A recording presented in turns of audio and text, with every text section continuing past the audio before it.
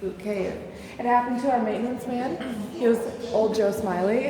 Old Joe would come in every day. I'm sorry. Old Joe would come in every day at 8 a.m. and come out by 9. Well, one day he did not return. We sent people in looking for him, and we found his boat took over back there by the wishing well.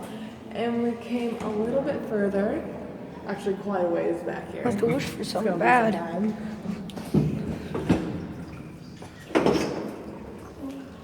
And we found some not stalactites, but scary scratch marks right up here. Ooh. And some more scary handprints. Oh my goodness, it's so scary. Oh my gosh. And some more scratch marks.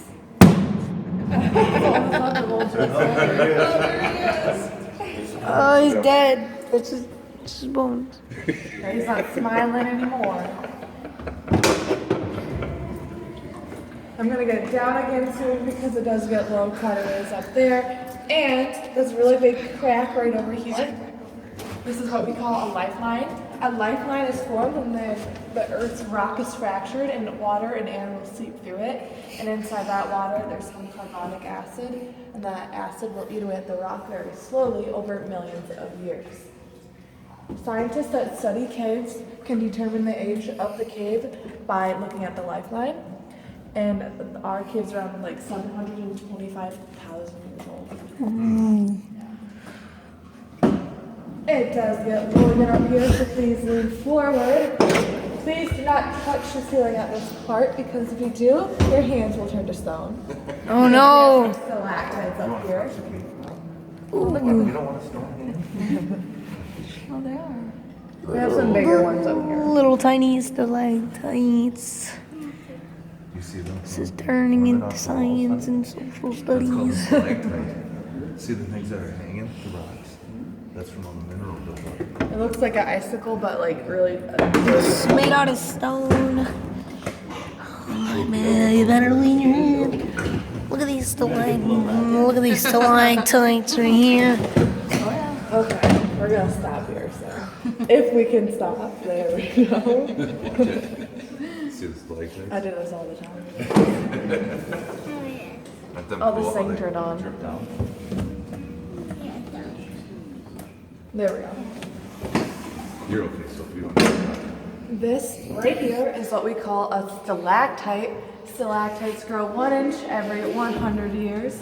You can tell they're still growing because they're shiny and they have a glossy glaze and they're dripping water. So they have been here for a very long time. Behind it, Every 100 years. yep. And behind it's what we call the hippie stalactite. It kind of looks like it has some hairs on it. You see it? And we call it the hairy stalactite. We call it that because legend has it, if one drop of that will land on your head, you will go bald within a week. So if you guys want to keep your hair, cover your head. We're going to go under, so lean forward. Oh my god. You gonna like that one? Sophie, you know how to turn up the duck. Right? No, you don't have to duck, It honey. is a heavy one. Have any questions? You got your hair. What's this right there? Everything is just shining on nothing. It's just there to shine. Cool. Shining on you. Found you, Jack. When Milky first came inside the cave, at this point, right here, he did not know how high the water was. So he brought an inner tube and a rope. One end of the rope he tied around his waist and the other around his inner tube, and he floated back here with a flashlight on his helmet on his head. When did this take place? Renovation or open? When did they start giving tours? No, the Milky. When did he start exploring it? He started exploring back in 1953. 53. Oh, that's cool. We're gonna do it for now. Look up there. There we go.